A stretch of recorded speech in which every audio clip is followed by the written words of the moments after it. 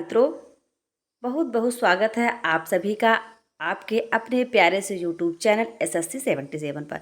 जी हाँ मित्रों, मैं लेकर के आई हूँ आप लोगों के लिए EMRS का जो एग्ज़ाम होने वाला है उसमें हिंदी का मॉडल पेपर। जी हाँ मित्रों, एकलव्य आवासीय आदर्श विद्यालय के लिए आप लोगों ने जो फॉर्म भरा है उसमें से जिन विद्यार्थियों ने स्पेशल हिंदी यानी TGT PGT का जो फॉर्म भरा है उसके लिए मॉडल पेपर मैं लेकर के आई हूँ। आप देखेंगे कि आपको उसी प्रकार के प्रश्न मिलेंगे हमारे इस मॉडल पेपर में जैसे आपको परीक्षा में देखने को मिल जाते हैं।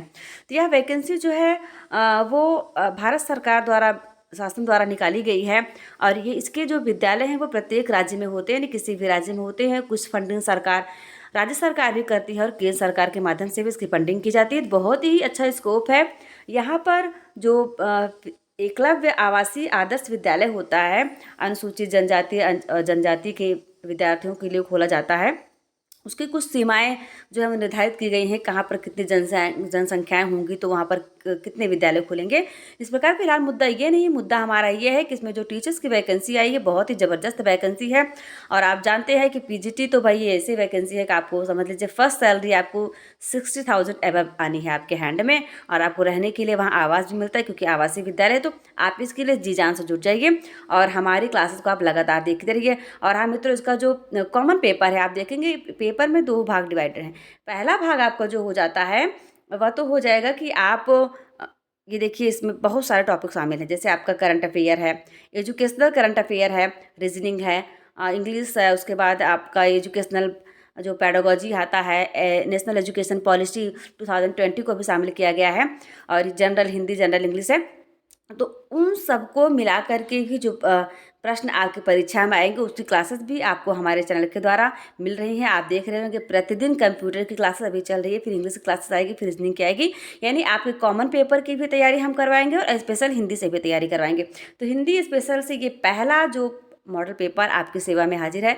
आप देखेंगे बहुत ही शानदार प्रश्नों का संकलन है। मैंने पूरा प्रयास किया है कि आपको जो सिलेबस है अकॉर्डिंग टू सिलेबस से प्रश्नों को लिया है। आप ज़रूर से ज़रूर इसको सॉल्व करिए, अपने मित्रों तक शेयर करिए।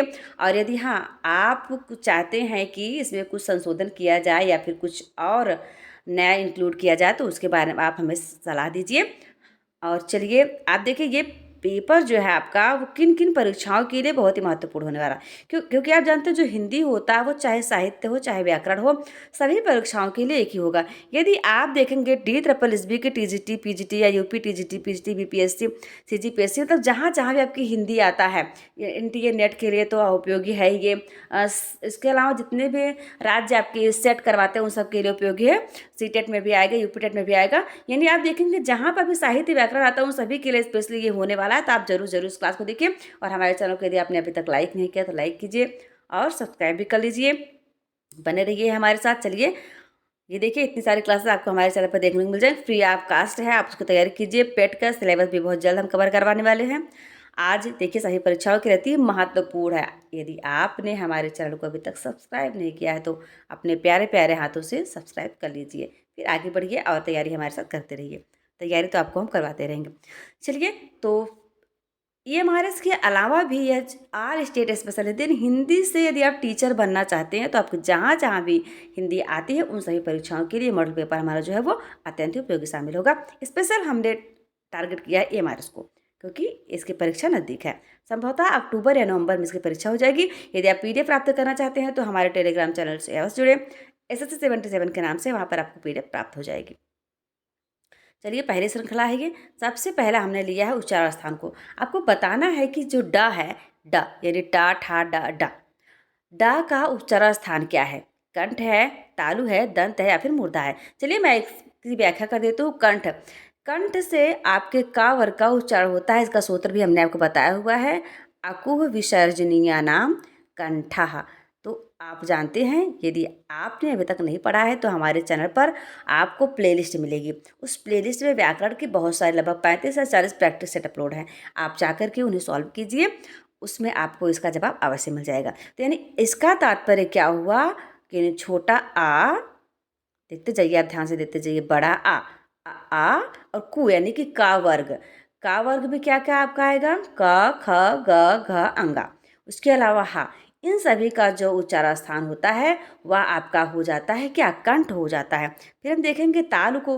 तालु का जो सूत्र है इचु यसाराम तालु, तो उसमें क्या होगा आपका, छोटी ई बड़ी ई यानी ए, उसके अलावा छोटी ई बड़ी ई और या और शाह में आप लोग हमेशा कंफ्यूज रहते हैं। ये शाह हो गया, ये तालव्य शाह होता है, इसे हम लोग तालव्य शाह भी कहते हैं। ये तालव्य शाह और उसके अलावा आपका चा वर्ग पूरा। अब चा वर्ग में क्या क्या आएगा आप देखते जाइए। चा वर्ग में आपका आता है चा, छा, जा, झा और इया। ये हैं चा वर्ग के अक्षर।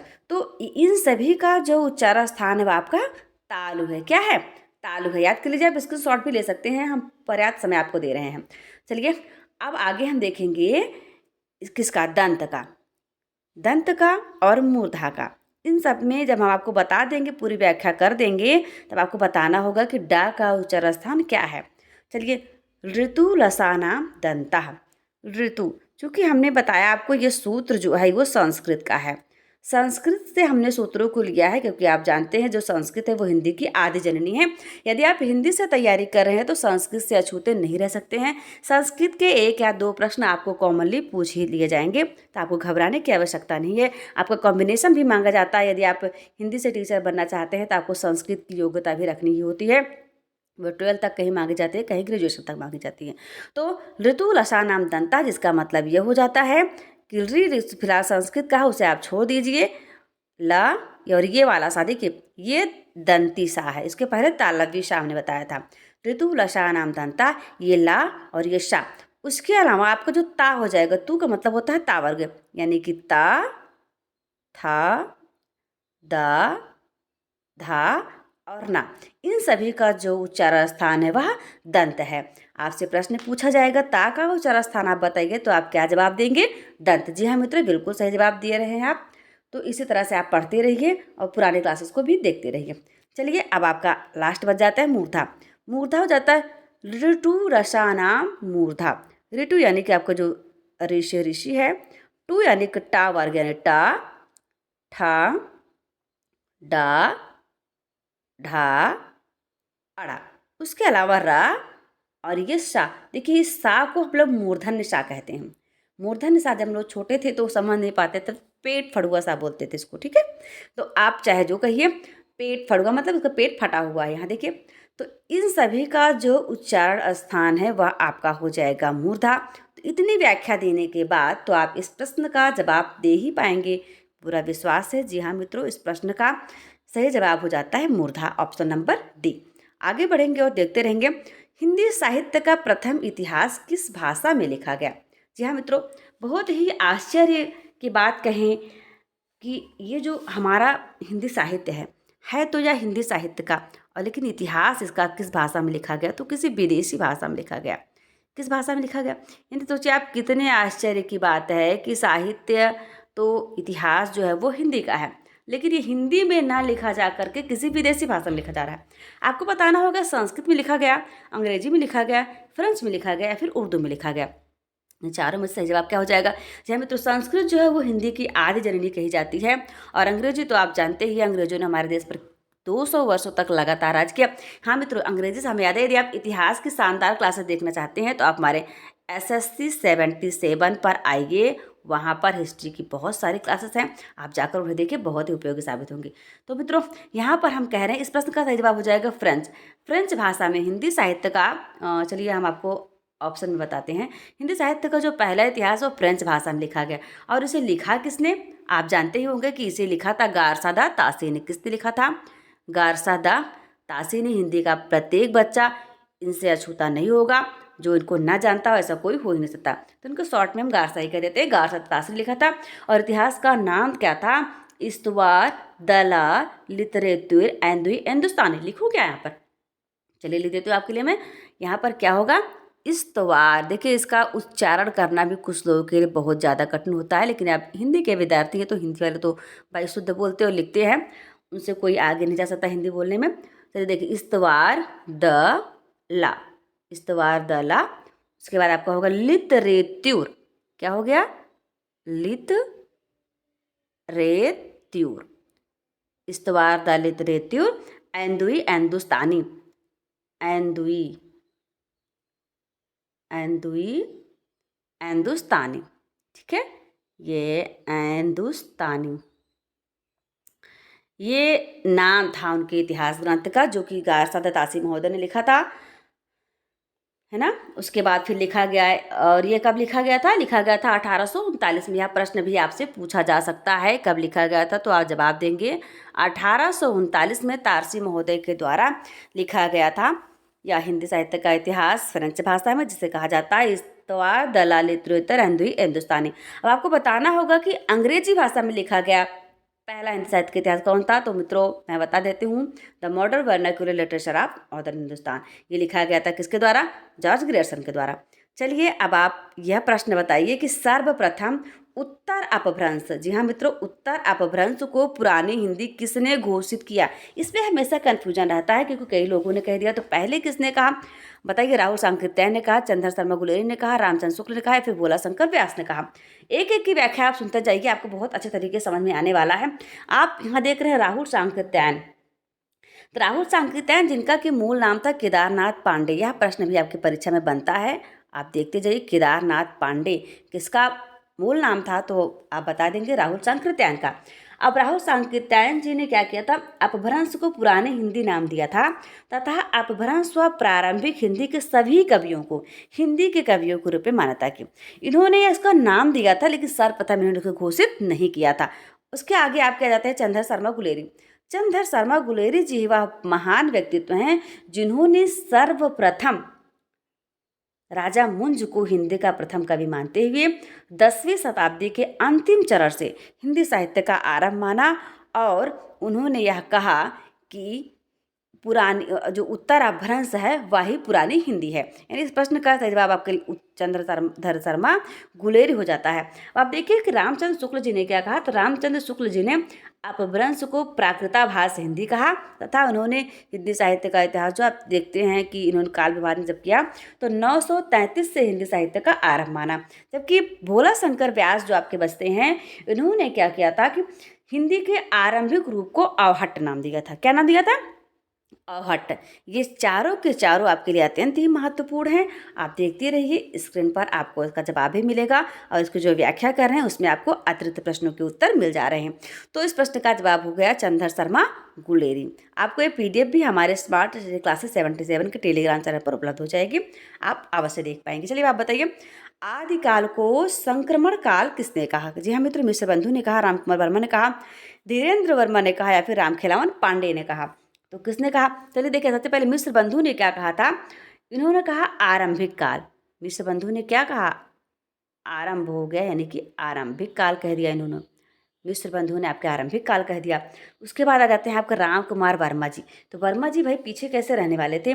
इन्होंने तुरंत कह दिया कि संधि एवं चारण काल, संधि एवं चारण काल। यह प्रश्न पूछा जाता है क्योंकि चारण काल तो आपको ग्रियर्सन ने भी कहा था ना, कहा था कि नहीं, आपको याद है? तो इन्होंने इसको कह दिया। फिर आपके बचते धीरेन्द्र वर्मा ने, तो इन्होंने कहा अपभ्रंश काल। धीरेन्द्र वर्मा ने क्या कहा? अपभ्रंश काल, अपभ्रंश काल कह दिया।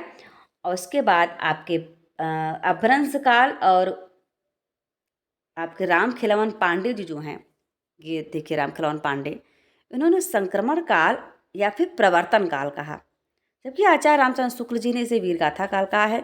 तो आप देखेंगे इस प्रश्न का सही जवाब हो जाएगा राम खिलवन पांडे ने संक्रमण काल या तो फिर प्रवर्तन काल, दोनों ही आप इसको कह सकते हैं क्योंकि उन्होंने कह दिया पहले से। तो आपको कहने में क्या दिक्कत है? आप इसे अवश्य कहेंगे, आपको याद करना पड़ेगा। तो देखिए ऑप्शन नंबर डी यहाँ पर सही है। आप इसे पढ़ पाएंगे बहुत अच्छे तरीके से। शानदार PDF मिलती है आपको हमारे चैनल पर, आप अवश्य पधारें। साहित्य में महिला लेखन का आरंभ कब से होता है? जी हाँ मित्रों, यह प्रश्न कई बार परीक्षा में पूछा जा चुका है। तो मैं आपको एकदम बेसिक से, एकदम प्रारंभ से मैंने आपको बता दिया कि जितने भी क्वेश्चन है अकॉर्डिंग टू सिलेबस हैं। आपके पाठ्यक्रम के एक एक टॉपिक से हमने प्रश्नों को उठाया है। आप जब पूरा इसे सॉल्व करेंगे, देखेंगे आपको कोई भी टॉपिक इससे अछूता नहीं रह गया है। हमने सिर्फ टॉप 30 क्वेश्चन लिए हैं, और टॉप 30 क्वेश्चन बहुत ही शानदार होने वाले हैं। इसकी देखिए श्रृंखला जब तक पेपर नहीं हो जाएगा तब तक हम श्रृंखला चलाते रहेंगे, तो आपके लिए बहुत ही उपयोगी क्लासेस होने वाली हैं। चलिए आप बताइए, साहित्य में महिला लेखन का प्रारंभ कब से होता है? नाथ साहित्य से, सिद्ध साहित्य से, निर्गुण साहित्य से, या फिर सगुण साहित्य से? तो नाथ साहित्य, सिद्ध साहित्य, निर्गुण या फिर सगुण से। आपको बताना है। जी हाँ मित्रों, इस प्रश्न का सही जवाब हो जाता है नाथ सिद्ध साहित्य से। सिद्ध साहित्य में आप जानते हैं योगिनी थी। उन्होंने योगिनियाँ जो मणिभद्रा, मेखलपा और लक्ष्मी करा जो थी, उन्होंने जो लेखन कार्य किया उसमें उन्होंने महत्वपूर्ण भूमिका निभाई है। इसलिए ऐसा माना जाता है कि महिला लेखन साहित्य में महिला लेखन जो प्रारंभ हुआ वह सिद्ध साहित्य से ही हुआ। कहाँ से हुआ? सिद्ध साहित्य से। अब आप इसे नहीं भूलेंगे, ऐसा मुझे पूरा विश्वास है। चलिए अब लगे हाथ आप ये भी बता दीजिए कि 84 सिद्धों में योगिनियों की संख्या कितनी थी? जी हाँ मित्रों, 2 थी, 4 थी, 6 थी या फिर 8 थी। यूपी टीजीटी 2021 का जो हुआ था उसमें पूछा गया था यह प्रश्न। टीजीटी तक तो की जो है योग मतलब 4 ऑप्शन दे दिए गए थे। 3 में योगिनियाँ थी, 1 में योगी थे। आपको बताना था कि निम्न में से कौन सी महिला योगिनी नहीं है। तो भाई आपको पता है कि सिद्ध जो थे वो पा लगाते थे ना, सरापा, लोईपा, डोम्बेपा, कुक्कुरपा, ये सब तो ऐसे लगा था उसमें मेखलापा, कनखलापा, मणिभद्रपा ऐसे लिखा हुआ था, तो उसमें पहचानना बहुत मुश्किल जा रहा था। आप समझ लीजिए अगर जो व्यक्ति ध्यान से नहीं पढ़ेगा वो कदापि नहीं बता पाएगा इसमें कौन से स्त्री है कौन से पुरुष है, क्योंकि सब में पा लगा हुआ था और पा जो होता है वह आदर्शवाचक शब्द था। तो मैं आपको बता देती हूँ, संख्या तो इनकी 4 थी। अब आप नाम भी जान लीजिए ताकि आपसे गलती ना होने पाए, जो कि पिछले विद्यार्थियों से हुई है। पहला जो थे वो मणिभद्रा थी। कौन थी? मणिभद्रा। उसके बाद दूसरी योगिनी जो थी वो मेखलपा थी। मेखलपा, मेखलपा। फिर थी कनखलापा, कन उसके आगे लिखिए खलापा, ये देखिए कनखलापा। फिर चौथी योगिनी जो थी वो लक्ष्मी करा थी। देखिए इन्हीं में से तीनों योगिनियाँ जो थी उन्होंने साहित्य के लेखन की शुरुआत भी करी, महिला साहित्य के लेखन की। और ये चूँकि सिद्ध साहित्य में योगिनियों में शामिल थी, तो 4 जो थी वो योगिनियाँ थी सिद्ध साहित्यों की टोली में। 84 सिद्ध थे, आपको पता ही, हमने लिख भी दिया है। 84 सिद्धों में आपको थोड़ा सा उनको ध्यान से पढ़ना होगा। 84 सिद्धों के आप नाम तो नहीं याद कर सकते हैं, फिलहाल बहुत मुश्किल भी नहीं है, लेकिन उसमें जो मुख्य मुख्य हैं आपके सरापा, लोईपा, डोम्बेपा, कुकुरपा, नागार्जुन, ये सब जो थे, तो इनके नाम आपको याद करने होंगे, क्योंकि आपसे परीक्षा में पूछा जा सकता है कि निम्न में से कौन सा सिद्ध कवि नहीं है या फिर है, इस तरह से। चलिए आगे बताइए। 12 बरस लो कुकर जिए और 13 लो जिए सियार, ये पंक्ति किसकी है? जी हाँ मित्रों, यह पंक्ति जो है वो पृथ्वीराज की है, कुमारपाल की है, हेमचंद्र की या फिर जगनी की है। तो आप जानते हैं पृथ्वीराज रासो नामक जो ग्रंथ है उसे किसने लिखा था? तो पृथ्वीराज रासो लिखा था चंद्रवर दाई ने। किसने लिखा था? चंद्रवर दाई ने। चंद्रवर दाई जो थे वो कौन थे? पृथ्वीराज के मंत्री भी थे, उनके मित्र भी थे। कहा जाता है दोनों का जन्म और मृत्यु एक ही दिन हुई थी। तो अब आप इस प्रश्न का जवाब जानना चाह रहे होंगे। इस प्रश्न का जवाब हो जाएगा जगनिक। जगनिक, जी हाँ मित्रों, देखिए ये आपको दिख रहा होगा कि हमारी क्लास कितनी ही महत्वपूर्ण है उन सभी परीक्षाओं के लिए। ये हमारे इसके अलावा भी उन सभी परीक्षाओं के लिए जहाँ जहाँ भी आपकी हिंदी आती है, हिंदी स्पेशल, यदि आप हिंदी टीचर बनना चाहते हैं, आपको हिंदी पढ़ना है, तो आप हमारे इस क्लास को अवश्य देखें, हमारे चैनल पर अवश्य पधारें। सभी विषयों की क्लास आपको देखने को मिल जाएगी। तो 12 बरस लो कुकर जीवे और 13 लो जिए सियार किसकी पंक्ति है? जगनिक की। अब आप जगनिक महोदय के बारे में जानते हैं तो आप हमें बता सकते हैं, नहीं जानते हैं तो हम तो बता ही देंगे। जगनिक जो थे उन्होंने आलखंड की रचना की, जिसे कि परमाल रासो भी कहा जाता है, और इसमें 36 खंड है। ये जो परमाल रासो या आलखंड है 36 खंडों में विभक्त है। इसमें आल्हा और ऊदल नामक 2 वीर सरदारों की वीरता के युद्ध का वर्णन है। यह मुख्यतः वर्षा ऋतु में गाया जाता है। यह प्रश्न भी बन सकता है कि आल्हा कब गाए जाते हैं? तो वर्षा ऋतु में आप देखेंगे उत्तर प्रदेश साइड, इधर बिहार साइड, इधर साइड जो है यह गाया जाता है। और इन्हें गाने वालों को क्या कहा जाता है? अलहैत कहा जाता है। क्या कहते हैं मित्रों? अलहैत कहते हैं। यह प्रश्न भी आपकी परीक्षा में आ चुका है। मैं जो भी पढ़ा रही हूँ अत्यंत ही महत्वपूर्ण है। आप ध्यान से पढ़ते रहिए, याद करते रहिए और हमारे साथ बने रहिए। पंच पांडव चरित रास आपकी स्क्रीन पर आपको नजर आ रही होगी। आपको बताना है कि यह रचना किसकी है।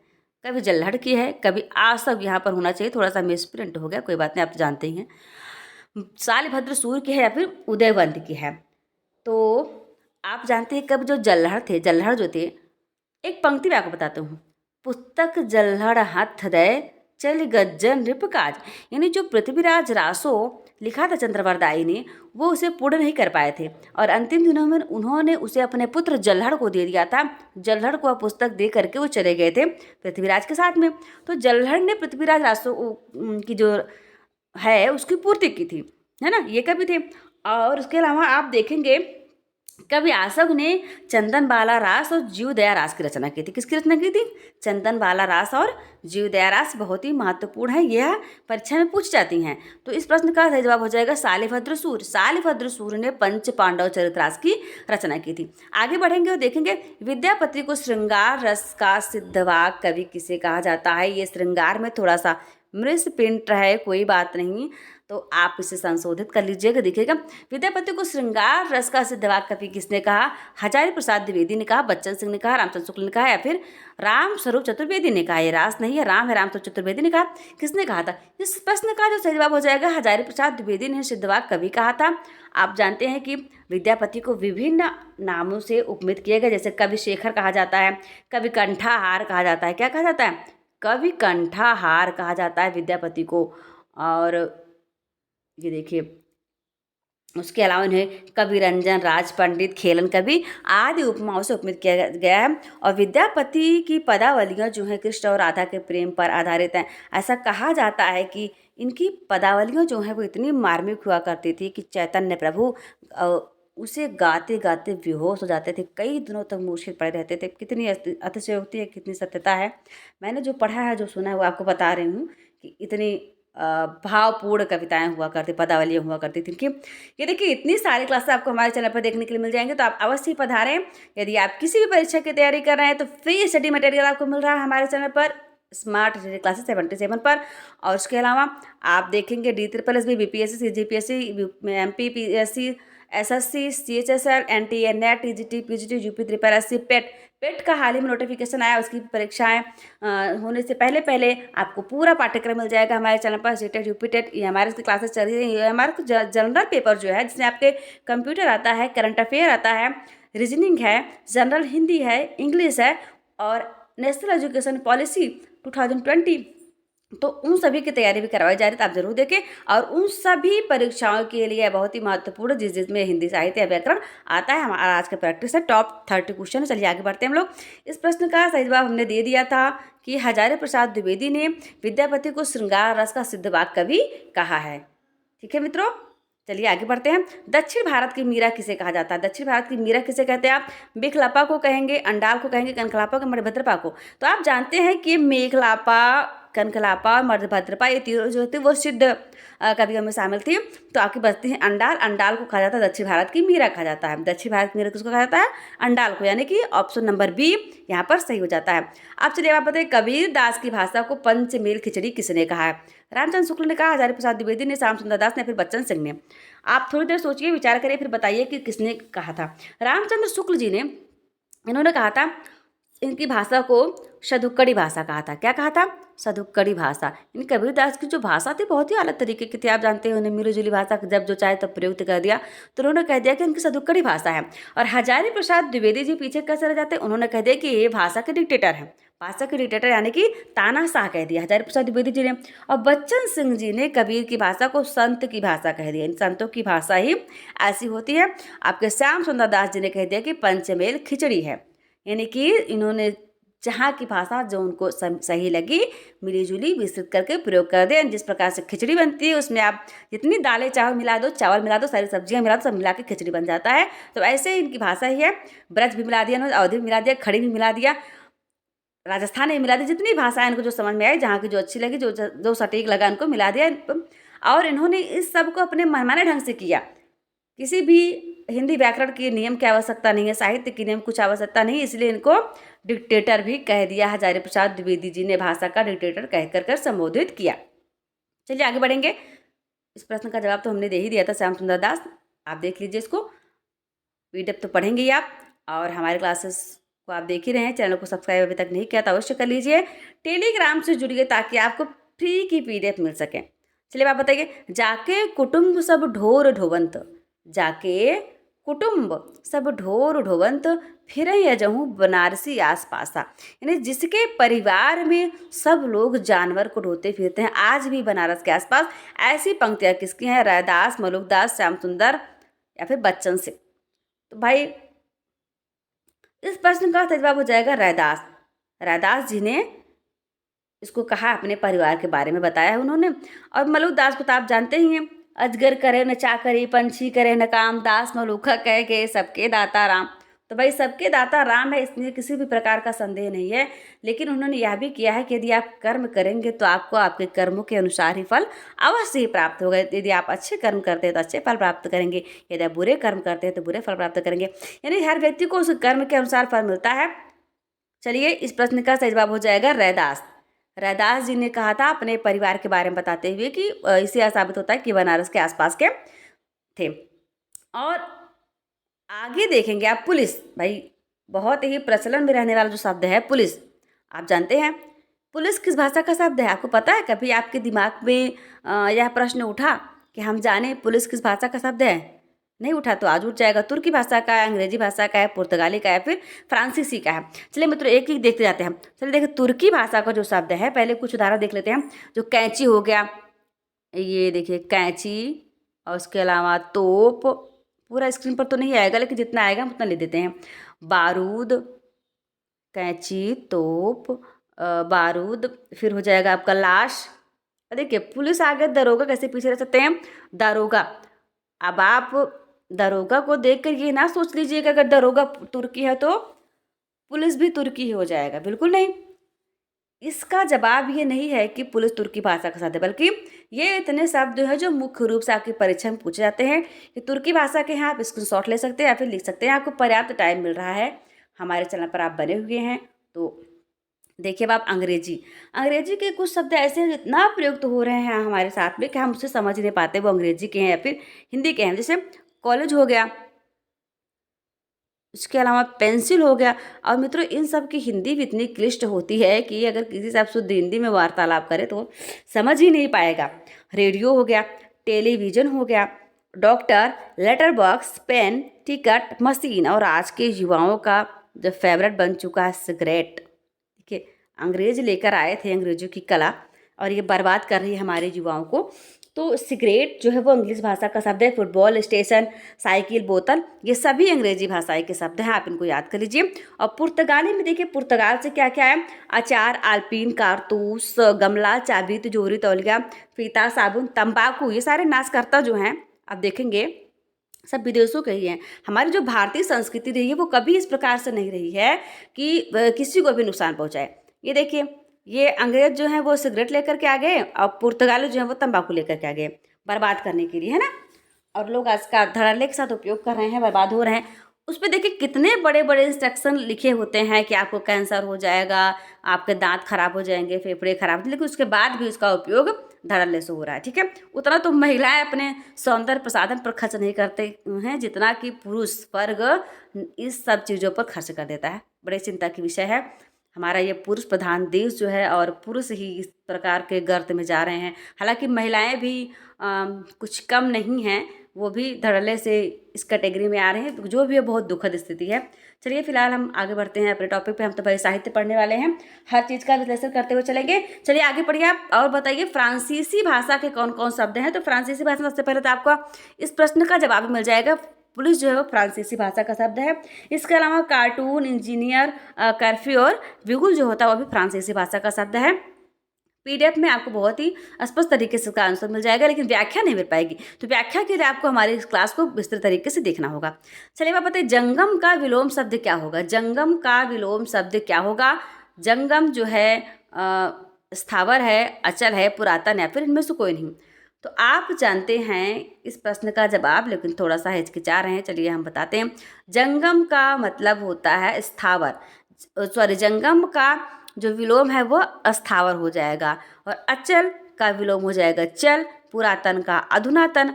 इनमें से कोई नहीं तो कोई जवाब ही नहीं बनता। फिलहाल इस प्रश्न का सही जवाब हो जाएगा स्थावर। आपके पाठ्यक्रम में विलोम शब्द भी है, इसलिए हमने विलोम का भी प्रश्न लिया हुआ है। जीने की प्रबल इच्छा के लिए एक वाक्य है, उसके लिए एक शब्द क्या होगा? जिजी उषा होगा, जिजी विषा। क्या होगा? जिजीविषा, नवजात, मुमूर्षा, फिर इनमें से कोई नहीं। तो इस प्रश्न का सही जवाब हो जाएगा जिजीविषा, है ना।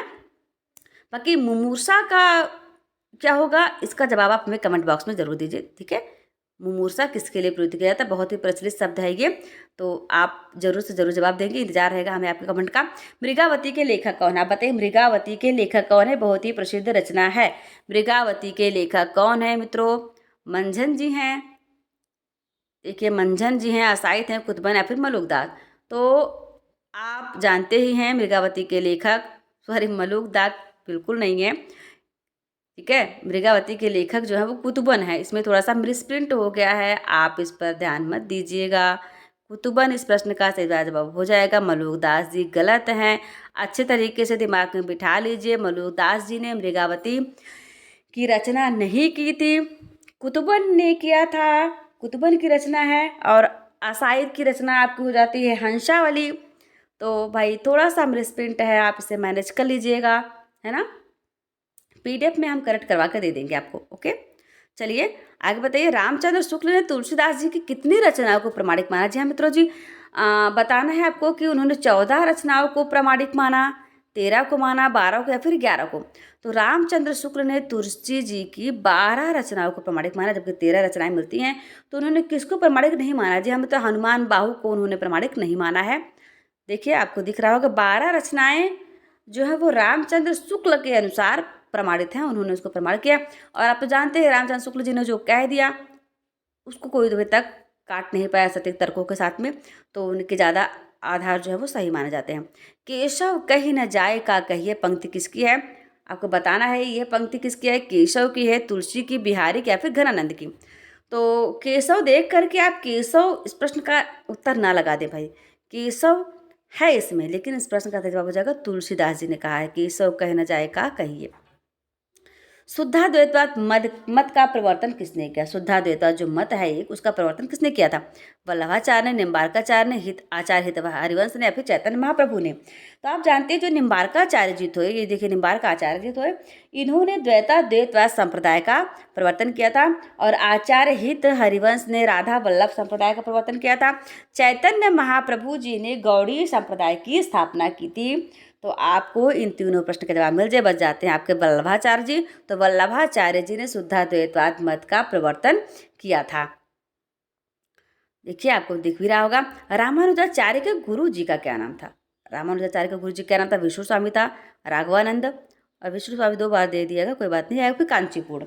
तो इस प्रश्न का सही जवाब हो जाएगा रामानंद के गुरु जो थे वो तो राघवानंद थे। कौन थे? राघवानंद। चलिए इसको इरेज करते हैं यहाँ पे। रामानंद के जो गुरु थे वो थे आपके राघवानंद जी, है ना। और विष्णु स्वामी के गुरु थे वल्लभाचार्य। विष्णु स्वामी हैं, विष्णु स्वामी के गुरु जो थे वो वल्लभाचार्य। रामानंद के गुरु थे राघवाचार्य। फिर आपके रामानुजाचार्य के गुरु हो जाएंगे कांचीपुर। जो रामानुजाचार्य जी हैं उनके गुरु कांचीपुर हैं, और रामानंद के गुरु राघवानंद हैं, है ना। और विष्णु स्वामी जो थे वो वल्लभाचार्य के गुरु थे। तो ये समझ में आ गया होगा आपको। चलिए देखिए आंसर मिल जाएगा, वो कांचीपुर जो थे वो रामानुजाचार्य के गुरु थे। आगे बढ़ेंगे, आपको ये सारे क्लासेस हमारे चैनल पर उपलब्ध हैं, आप जाकर के देखिए। बहुत सारे क्लासेस, लगभग 500 से ज़्यादा वीडियोज आपको हमारे चैनल पर मिल जाएंगे। तो आप उसे पढ़ें और अपने एग्जाम को क्रैक करें। हमारे चैनल को लाइक, सब्सक्राइब, शेयर करते रहें, हमारा उत्साहवर्धन करते रहें, ताकि आपके लिए बहुत ही शानदार और जानदार क्लासेस हम लेकर के आते रहें। चलिए बताइए, रीतिकाल को श्रृंगार काल किसने कहा है?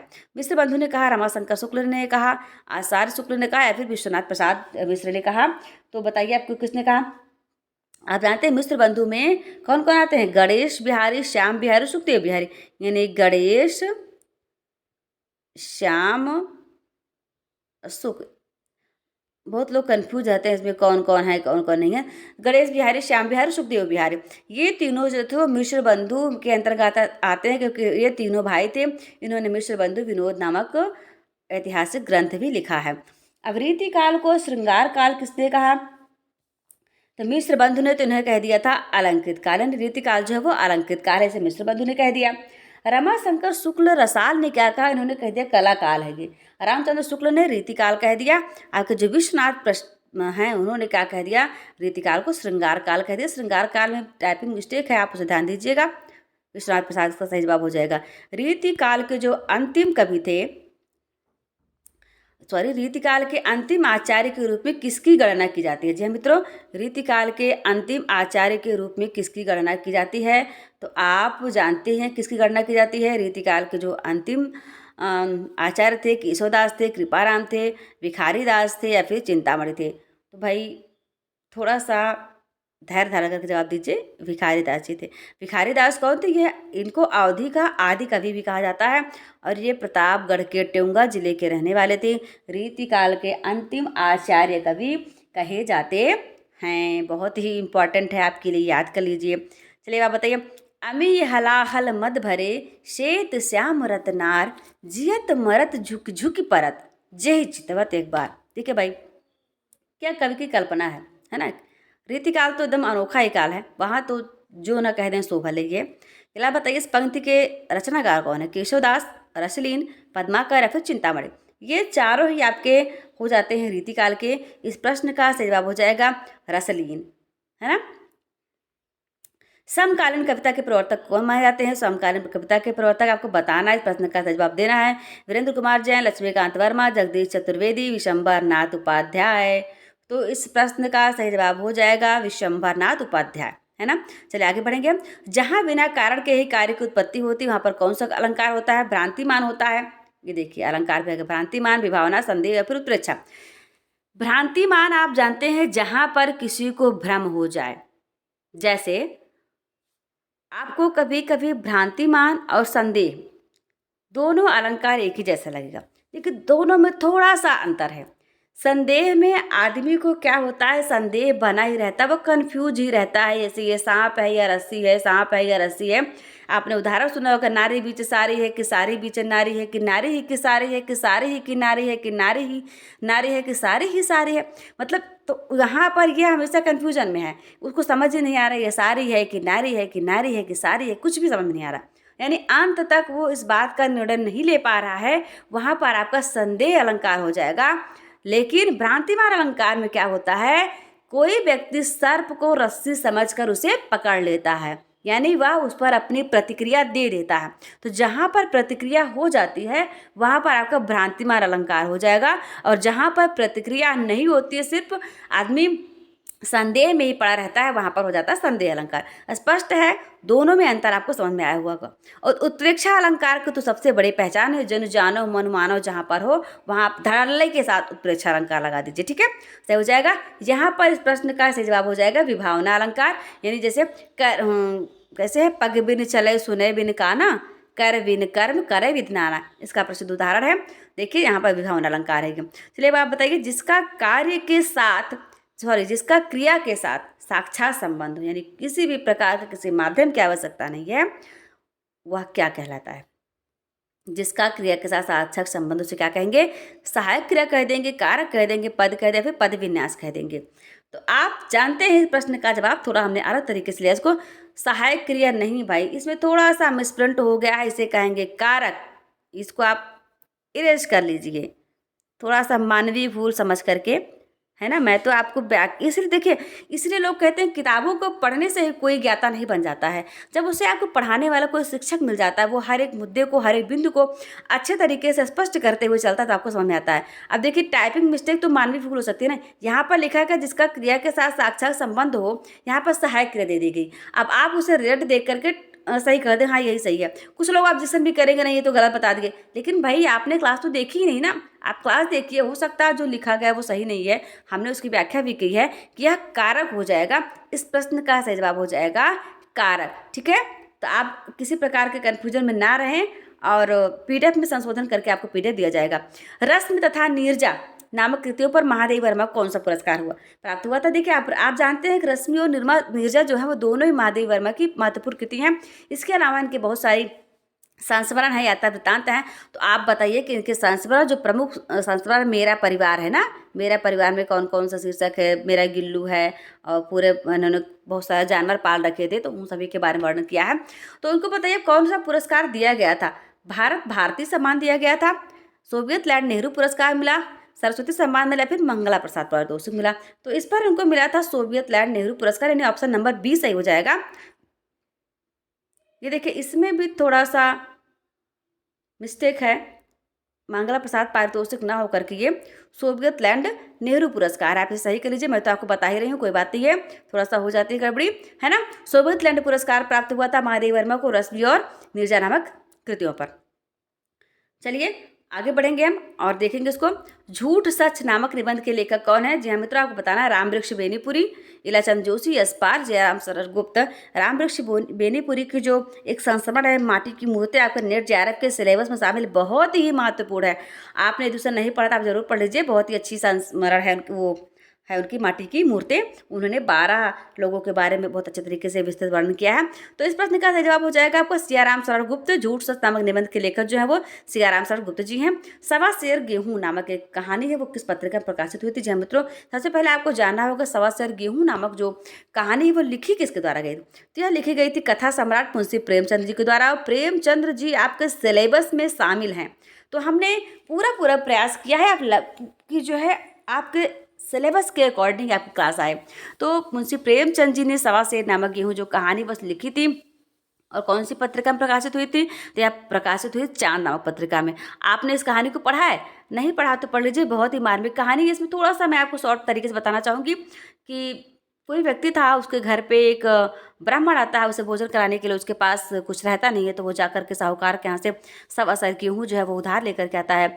और देखिए पुराने ज़माने की जो पद्धति थी, ब्याज लेने की जो प्रक्रिया थी, उसमें कितना लोगों को प्रताड़ित किया जाता था।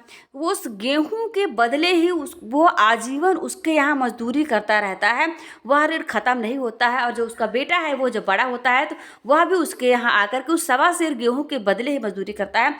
यही से मुंशी प्रेमचंद जी ने दिखाने का प्रयास किया है कि वो तत्कालिक जो परिस्थितियां थी उसमें किस प्रकार से लोगों को प्रताड़ित किया जाता था कर्ज दे करके। तो आप देखेंगे बहुत ही मार्मिक कहानी, अवश्य ही पढ़ें। मुंशी प्रेमचंद जी कथा सम्राट है, उपन्यासकार भी नहीं कहा जाता है। इनकी जो प्रमुख उपन्यास है गोदान, गबन, सेवा सदन, कर्मभूमि, वरदान, कर्मना, ये सब जो हैं वो बहुत ही प्रसिद्ध हैं, आप जरूर पढ़िए। अगर कभी आपको मौका मिले तो आप किताबें पढ़िए। एक अदद औरत जो कहानी है वो कहानी किसकी है? उषा प्रेमवदा की है, कृष्णा सोबती की है, ममता कालिया की है। ये तीनों जो है वो हिंदी महिला लेखिका है, और महिला लेखिका है तो इनकी कौन सी रचना है, किसकी रचना है? हमने उन्हीं कवित्री की रचना को शामिल किया जो कि आपके पाठ्यक्रम में है। जहाँ मित्रों ममता कालिया जी, इस प्रश्न का सही जवाब हो जाएगा ममता कालिया। ममता कालिया आपके सिलेबस में शामिल हैं। कृष्णा सोबती, उषा प्रियंवदा, ये भी महिला लेखिका रही, बहुत ही महत्वपूर्ण लेखन क्षेत्र में इनका योगदान रहा। प्रयोगवाद शब्द का सर्वप्रथम प्रयोग किसने किया? जी हाँ मित्रों, प्रयोगवाद जो शब्द है, आप ध्यान दीजिएगा प्रश्न पर, प्रयोगवाद शब्द का सर्वप्रथम प्रयोग किसने किया? गे ने किया, नंदुलाल वाजपेयी ने, रामखेलावन पांडे ने, या फिर इनमें से किसी ने नहीं किया? तो अज्ञे जी तो आप जानते हैं प्रयोगवाद के प्रवर्तक माने जाते हैं, और रामखेलावन पांडे जी अभी हमने आपको बताया था कि उन्होंने आदिकाल का नामकरण किया था। बचे आपके, यानी रामखेलावन पांडे जी नहीं है, अज्ञे जी भी नहीं है, तो बचते कौन है? नंदुलाल वाजपेयी। यानी नंदुलाल जो वाजपेयी थे उन्होंने सर्वप्रथम प्रयोगवाद शब्द का प्रयोग किया था, न कि प्रयोगवाद की स्थापना करी थी। तो आप देखिए पीडीएफ में आपको लिखा हुआ भी है, सही भी है।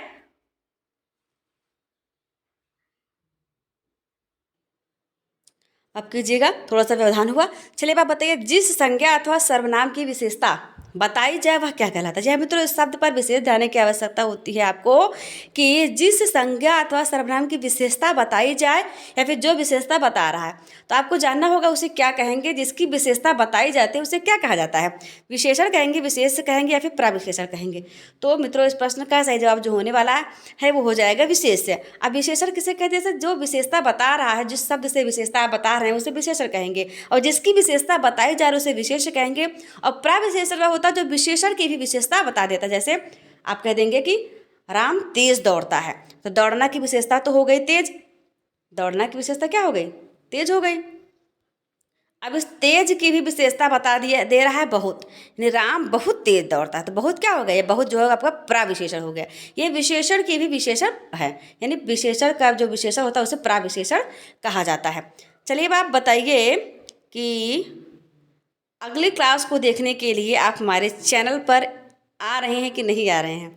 इंतजार करते रहिए, बहुत जल्द अगली श्रृंखला आने वाली है आपके लिए। आप इसे पढ़ते रहिए। बहुत बहुत धन्यवाद आपका, आप हमारे चैनल पर विजिट किया। और यदि आपने अभी तक हमारे चैनल को सब्सक्राइब नहीं किया है तो आप कर लीजिए। आपको टेलीग्राम चैनल पर PDF प्राप्त हो जाएगा। टेलीग्राम चैनल का जो नाम है वह क्या है, SSC 77। आप जाइए टेलीग्राम पर, वहाँ पर आप SSC 77 के नाम से सर्च कीजिए और आप टेलीग्राम चैनल पर ऐड हो जाइए। वहाँ पर आपको सारे क्लासेस की PDF प्राप्त हो जाएगी। और फिर निःशुल्क क्लासेस भी हैं, निःशुल्क PDF भी हैं, इसके आपको कोई चार्ज नहीं देना है। तो बहुत बहुत धन्यवाद। आप लोग स्वस्थ रहिए, मस्त रहिए, अपना और अपनों का ख्याल रखिए। जहाँ रहिए खुश रहिए, आबाद रहिए। बहुत बहुत धन्यवाद। जय हिंद, जय हिंदी।